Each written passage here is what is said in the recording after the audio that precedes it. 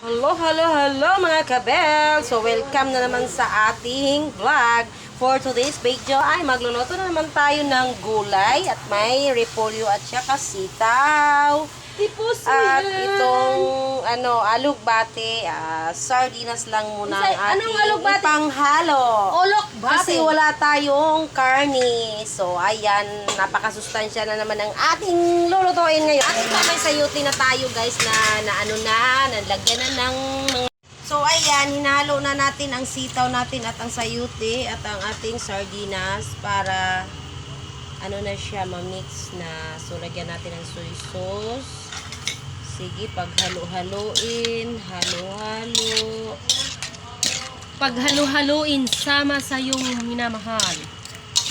So, napakasarap. Adobong gulay. No, with sardinas. Guys, so ato nang gisagol tanan ang kagulayan diha para ma-mix na siya tanan, maglasa na siya, mahimo na jud siya ginisang gulay. Ayan na. So, ayan na, ang sarap-sarap naman ang talaga siya. Oh, di ba? May sitaw, may sayuti, may repolyo at may alugbats. Half cook lang yan. Kapalo.